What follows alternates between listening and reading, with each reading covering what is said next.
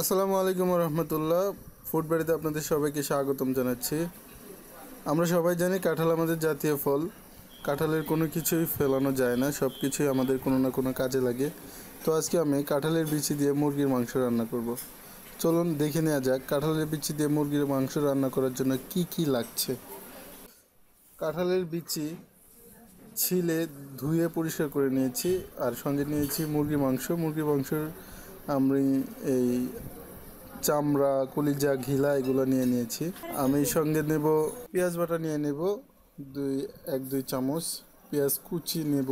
এখানে আছে রসুন বাটা, আদা বাটা এবং জিরার গুঁড়া। সঙ্গে আছে ধনিয়া, হলুদ, মরিচ এবং লবণ। আর আরও নিয়েছি তেজপাতা, এলাচ এবং দারচিনি।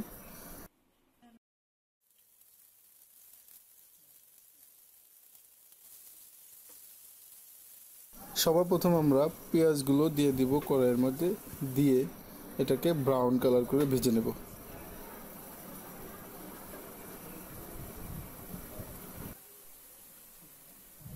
যখন পেঁয়াজের কালারটা ব্রাউন হয়ে যাবে, অর্থাৎ গোল্ডেন কালার হয়ে যাবে, তখন আমরা যে যে মশলা নিয়েছি সব কিছু পরিমাণ মতো দিয়ে দিব। সর্বপ্রথম ধনিয়া, হলুদ, মরিচ, লবণ দিলাম, তারপরে পেঁয়াজ, আদা বাটা দিয়ে এটাকে ভালোভাবে মাখিয়ে দেব।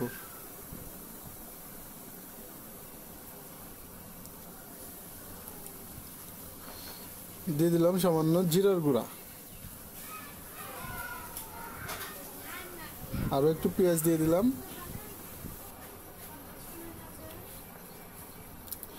এখন এই মশলাটাকে আমরা ভালোভাবে কষিয়ে নেব। সেই সাথে তেজপাতা, এলাচ এবং দারচিনিগুলোও দিয়ে দিব।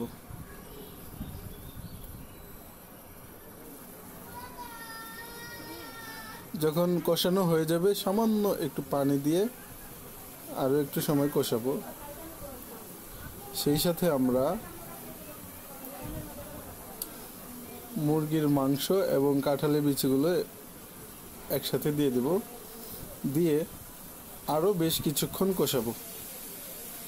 এখনই আমি পানি দিব না, বিকজ এই মুরগির মাংস থেকেই যথেষ্ট পরিমাণ পানি বের হবে এটা কষানোর জন্য, তাই এখানে এক্সট্রা পানি দেওয়ার প্রয়োজন নেই। এভাবে আমি ঢেকে দিলাম। 5 থেকে 7 মিনিট পর আমি ঢাকনাটা খুলে আবারও নেড়ে দিচ্ছি। আবারও ঢাকনা দিয়ে দিব। এই দেখেন যে পানিটা উঠেছিল সেই পানিটা আবার শুকিয়ে গিয়েছে। তো এখন আমরা এখানে পর্যাপ্ত পরিমাণ পানি দিয়ে দেব এই কাঁঠালের বিচি সিদ্ধ হওয়ার জন্য। যেহেতু কাঁঠালের বিচি সিদ্ধ হতে একটু সময় লাগে, তাই আমরা বেশি করে পানি দেব এটা সিদ্ধ হওয়ার জন্য।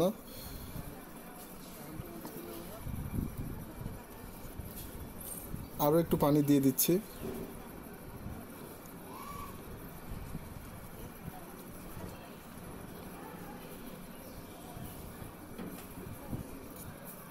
সেই সাথে আমরা একটা টমেটো দিয়ে দেব। 4 ফালি করে দিয়েছি, 6 ফালি করে দিয়েছি টমেটোটা। আপনার ইচ্ছা অনুযায়ী আপনি এটা ফালি করে নেবেন।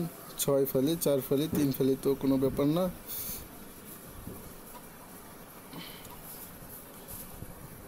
তো এটা সিদ্ধ হতে যতক্ষণ লাগবে ততক্ষণের জন্য আমরা এটা ঢাকনা দিয়ে অপেক্ষা করতে থাকবো, আর মাঝে মাঝে ঢাকনা খুলে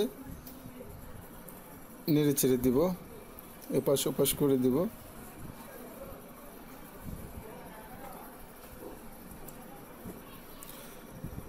সুপ্রিয় দর্শক মণ্ডলী, যদি আমার এই রান্না আপনাদের কাছে ভালো লাগে তাহলে আমার চ্যানেলটা এখনই সাবস্ক্রাইব করবেন, আমার ভিডিওটাতে একটা লাইক দিবেন, আর এই রান্না সম্পর্কে আপনার কোনো মতামত থাকলে আমাকে অবশ্যই জানাবেন। আপনার প্রশ্নের উত্তর দেওয়ার চেষ্টা করব। বেশি বেশি দোয়া করবেন আমাদের জন্য, যেন আপনাদের সামনে আরও মজার মজার রেসিপি নিয়ে উপস্থিত হতে পারি। সে পর্যন্ত সকলে ভালো থাকবেন, সুস্থ থাকবেন। আল্লাহ হাফিজ।